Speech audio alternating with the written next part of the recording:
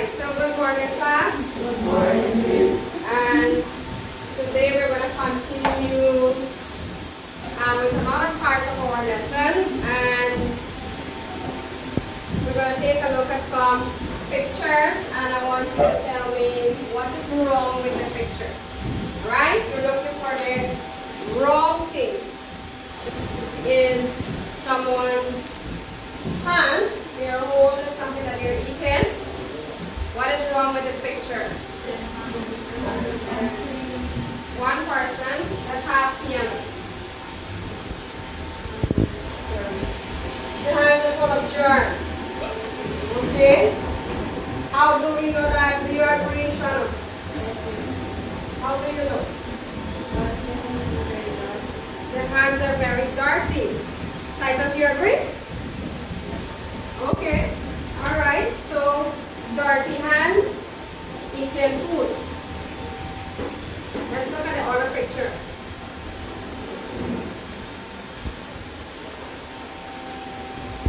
What is wrong with this picture, Rebecca? The bin is overflowing. It's not. It's land pollution. Okay, it's land pollution. Sandy, do you agree? Yes. Okay. Let's move on to the other picture.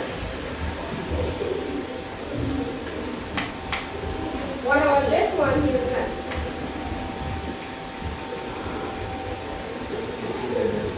Did they not empty their bin? Okay, the first, there are two pictures that's side by side, right? So let's look at the first picture. What do we have there? Okay, Kyla. A very dirty what? Washroom. What are some wrong things there in the first picture? Now, Danny? This door is wet. Anybody else?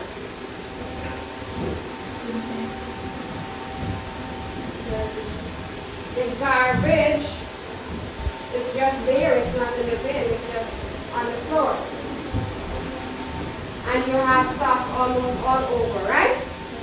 So, looking at the next picture, what you have there?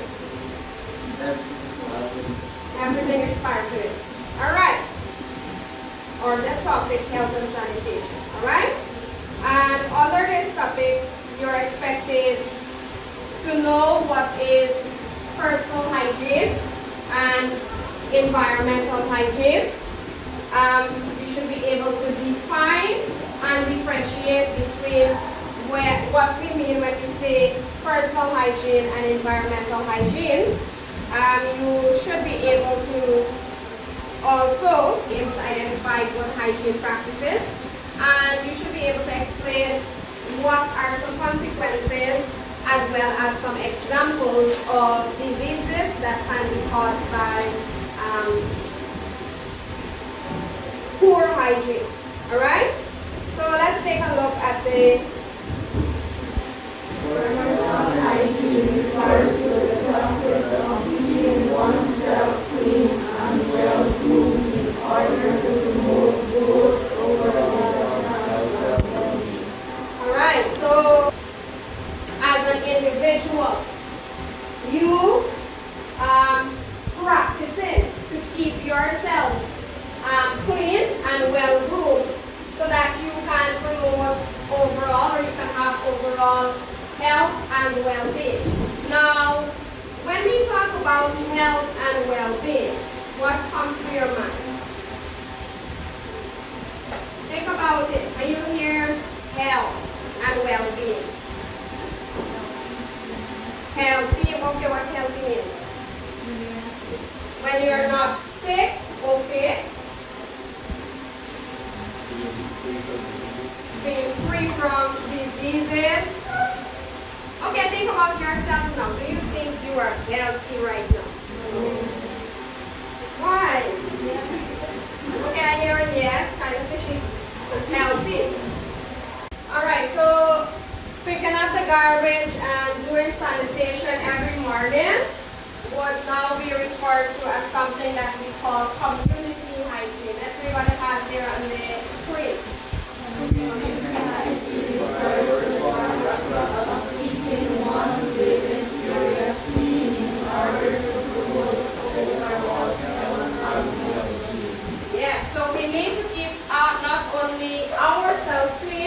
but we also need to keep our environment or our community clean as well, alright?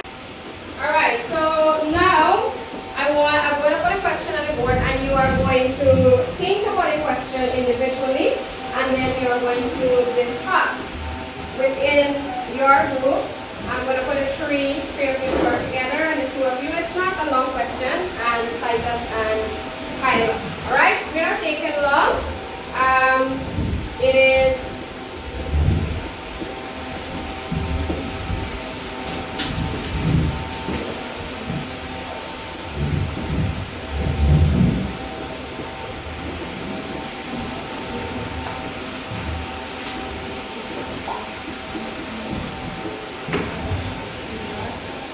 what hygiene habits do you practice every day? Think about it. I'm going to give you a few seconds. Think about it. Then you share with your colleague. Alright, here it is. Whatever Kyla says, you are not allowed to say. Whatever Kyla says, you're not allowed to say. So please discuss. There are many hygiene habits that you can practice. Personal hygiene practices that you do every single day.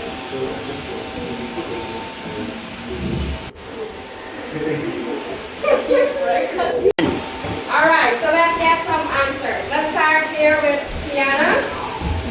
Kiana, what you have? What is one thing that you practice, a habit that you practice every day? Alright? Oh, quick brain hard video. Let's hear from this group here. Houston, what your group has? Tidy our house. Okay, tidying up the house every day. Alright. Let's have our ladies group. Our ladies, what your group has? Bathing. Okay. Let's hear Kyla. Washing. Oh, brushing teeth. Alright. Very simple things. Alright? Some very simple things that you practice every single day that helps to keep you clean. Alright. Here I have a paper. Not paper, foam. And the first person is going to touch it and shake the next person's hand. You just touching this little foam that you have in front of you. Make sure you hold it nice. Put your hands on it and then shake the person's hand next to you. No? Yes, no.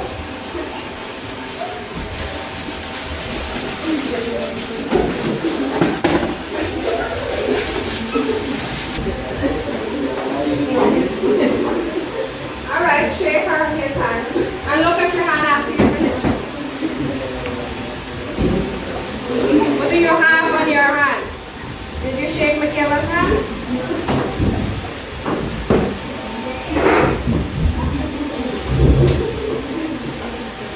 Now look at your hands. Look at your hands. What do you have? Do you have anything on your hand? What about you, son? Michaela? What did you touch this? No, how did you get? Now this is what happens every day. Every day around you and me, we are sometimes we're in direct contact with our environment, and within our environment we have what we call disease-causing organisms, which are better known as microbes. Alright? What are microbes? Tiny organisms. Can you see them, Titus? No. That is why they are called microorganisms. You need a microscope or some magnifying glass or something to see them or magnify them, right? Because we cannot see them.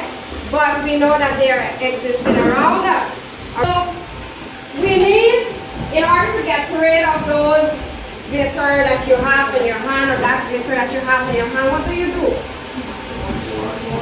Alright, you need to practice washing your hands, keeping your hands clean. Alright, so on this paper here, we're going to read through. So if you just wash it, how to wash it, there is 16 washing soap. You're more than likely will still be on your hands. Alright? You will have to wash your hands. That's why it says wash your hands properly. Alright? Here's a comment with you now for a minute. Right, so on the paper that you have in front of you, let's go to the part of good personal practices. What's the first one we have there? Regular washing of the body and apply deodorant daily. Regular washing of the body, bathing, and washing your hair as well, and applying deodorant daily. Bathing, we need to also smell nice. Alright? You could bathe how much you want, but you go through your day and you perform activities, and of course by the time you raise your arm, we all know what happened. Blackout. The next one we have there is Regular washing of hands, especially after so here we have regular washing of hands. So we were just not talking about it, and Aldi was asking if we only wash it with water, if it will get rid of the germs. What do you think? More than likely, not all. They're telling us here we need to wash it, especially. I hope you do this every time you go to the washroom. When you go to the washroom, I tell you already, you have different persons, especially at school. Or if you're living in the dorms, you have lots of people using the washroom daily. Right? And we don't know where their hands were or what they were touching. And so you go in there and you hurry in and you just want lackadaisical and you don't want to do, I don't know, bell ringing. All right, okay, I'm running to my line and pass that water trough there, straight into the line, and you go in and line up. And then on the line, you're holding on to somebody, and then you pass it on the germs from one person to the next. Alright? Next, before you prepare your food, before you go and eat, you're supposed to be washing your hands. A lot of us go, if not even before we prepare our food, we go on the road there, we see mango, we fell down mango, and we pick it up, and you know what we do? We rub it on our skin. Do you think it gets rid of all the germs? No. And you go and eat it, and then couple morning after you water, or next morning you're wondering why your belly hurting. Okay, what's the next one? keeping the genitals clean, especially Keeping the genitals clean, especially during menstruation for the females. Alright? You need to wash. What's your genitals? Your private part, okay. Alright, your private parts. Alright? Alright? The next one we have there, regular brushing and flossing of teeth. Alright? We need to brush our teeth regularly as well. We need to keep our teeth healthy. Okay, and we do that by brushing every day. You have to also floss between your teeth. Alright, the last one here we have is frequent changing and washing of clothes. you have to frequently change and wash your clothes. You can't be wearing the same sweaty clothes all day. Next day you pick it up back again, you put them back the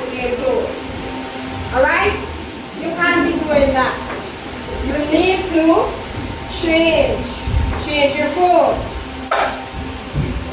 And you need to wash your clothes as well. Alright? Now, why do we practice? Why is it important? Let's go up there. You're going to see. Maintaining personal hygiene is important because it eliminates body odors. Alright? So, when you keep yourself clean, you don't smell. Basically, that's what it's saying. The second one, promote social acceptance. Do you feel comfortable sitting next to somebody and they're just smelling very hot? No. You find a lot of complaints coming and saying, our students are not keeping themselves clean. They smell a lot, especially when they come back after lunch. They're sweating and they lift up their arm and it is very uncomfortable. So it do affect social acceptance because I don't want to be sitting next to you and you're spending all day. You're sitting next to somebody and every time they stand or they lift their hands up, you're having, this scent coming to you. You're getting headache. You know it, right? You know about it. Alright, the next one we have. Yes, I said this. You need, especially to our girls, you hear about UTI, urinary tract infections, alright? And we get that from using dirty washrooms and not keeping ourselves clean enough so that we can prevent this from happening, alright? The next one we have. Basically what this means is that any dental issues, your gum disease, you have bleeding gums, you have cavities inside of your mouth, it prevents all of that bad breath, very good. All of that falls under dental care, alright? You need to take care of the, our oral hygiene, we call that. And then finally we have good. So it ensures good health. Turn over quickly. On the next side we have why we must now also, why we must also practice community or environmental hygiene. Let's read the first one there. The first one is about sewage. Sewage consists of human feces and urine, household wastewater, wastewater from some industries, and rainwater. Communities must have adequate toilet facilities to ensure that the feces and the urine enter sewage system and do not enter the environment. Sewage must then be treated in a sewage treatment plant to make it harmless and therefore prevent infectious diseases from spreading. Vectors of diseases, from breathing, water supplies from becoming contaminated, and aquatic environments from becoming polluted. All of which can occur if sewage is released directly into our environment. Now this is, we don't really have this issue here in our community, but in the cities and in those areas that are well developed, they have to have this kind of system set up. They have what we call sewage treatment plants, which take care of all the waste products coming from households in those urban communities, alright? The other one, however, would directly impact us here in the Rupununi. Let's read. Garbage consists of solid waste, including plastics, paper, glass, metal, and food,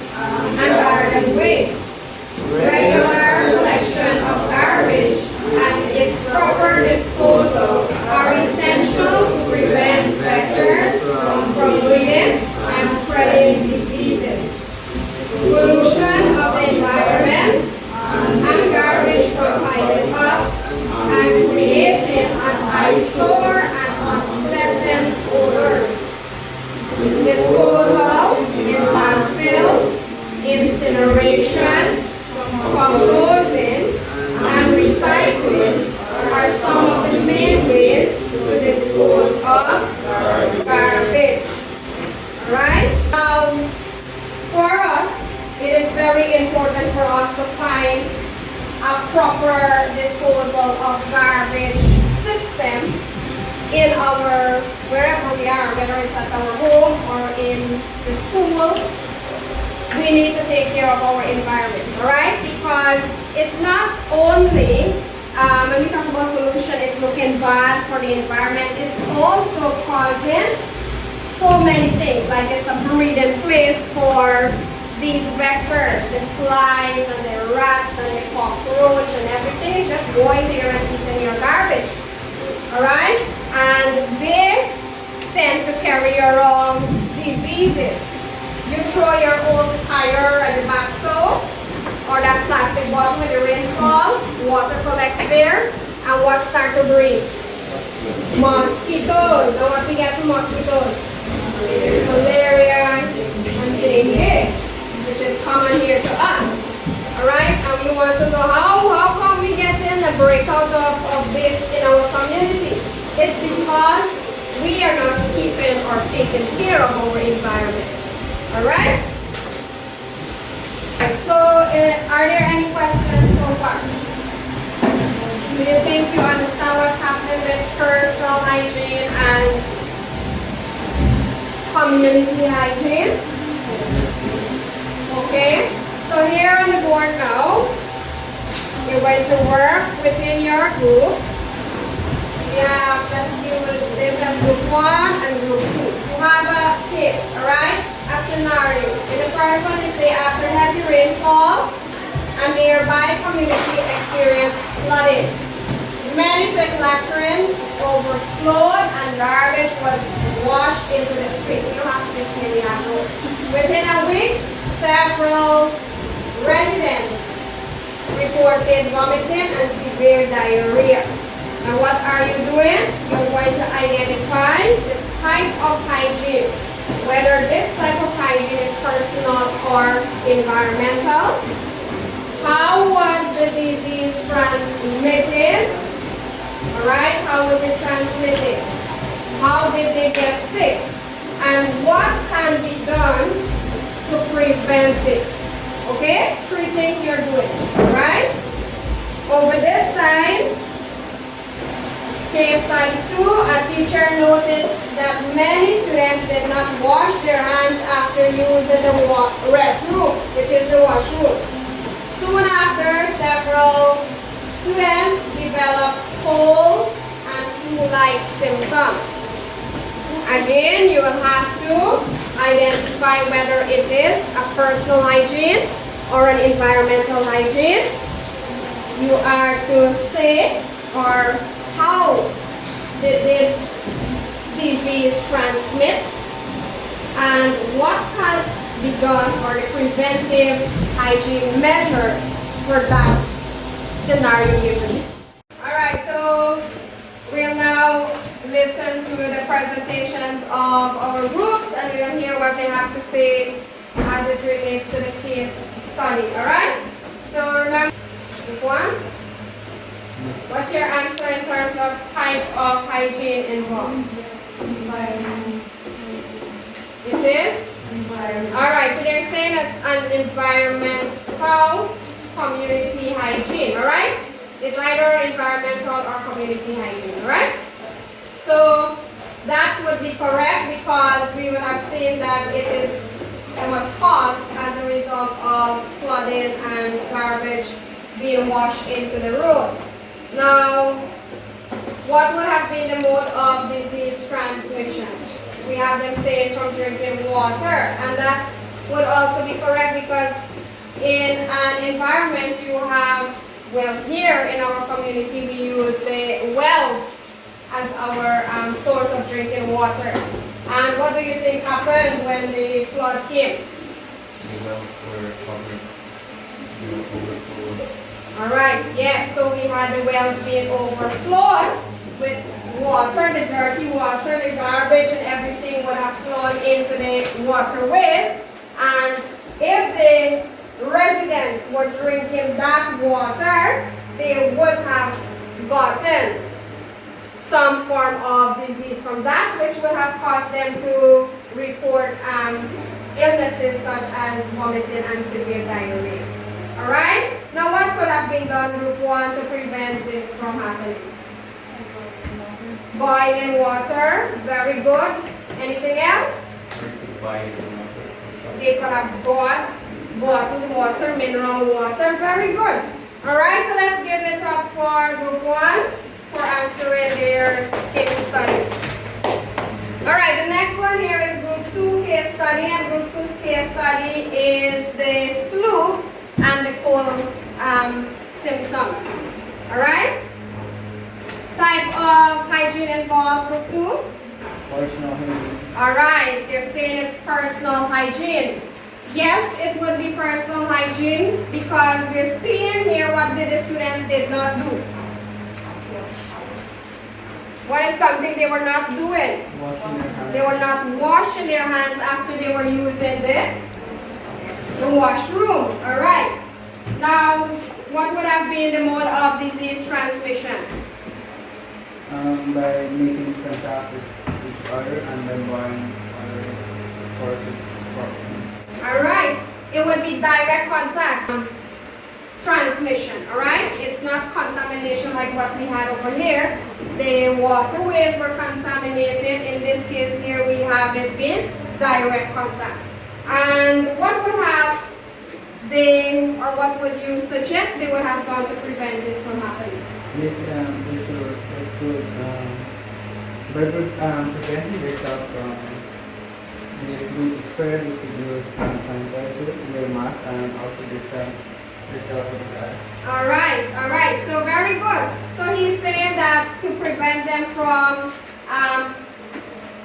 having the virus pass on, they should have used hand sanitizer, they could have used mask, or they can use mask, and they distance yourself or stay away from people that are showing flu-like symptoms. Very good. Let's give ourselves a round of applause. You did very well. And to end the lesson, I have one last task for you. And you're going to complete this sentence. And it is based on your personal learning for this morning. So, right. Hygiene is important because one, personal hygiene that you're going to practice from now on, and one. Alright, so we are learning, or we learned the definition for personal, and as Nalini was saying, it relates to ourselves, what we do to keep ourselves healthy. What are some habits that we do daily so that we can keep ourselves healthy? Alright, and what are some examples of that? Washing our hands, bathing every day, wearing deodorant, clean clothes, oral hygiene, brushing teeth, and so forth.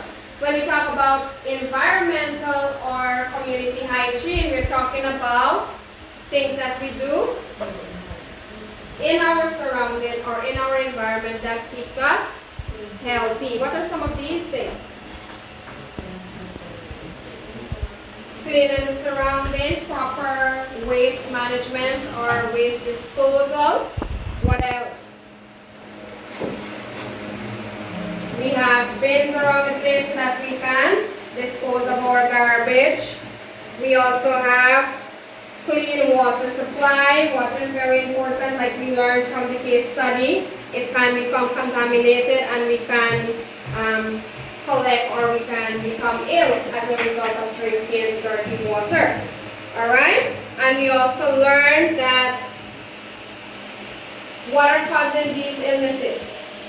What are the main causes? Bacteria and Microorganisms, right? Bacteria and viruses, microorganisms generally. Alright? And how do we get, or how is it transmitted?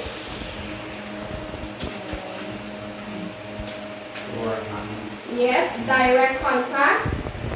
Alright? It can be from direct contact, or it can be caught in the form of contamination. We eat something, we drink something that is contaminated.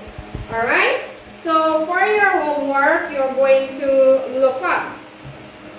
Alright? You're going to look up on some examples of diseases.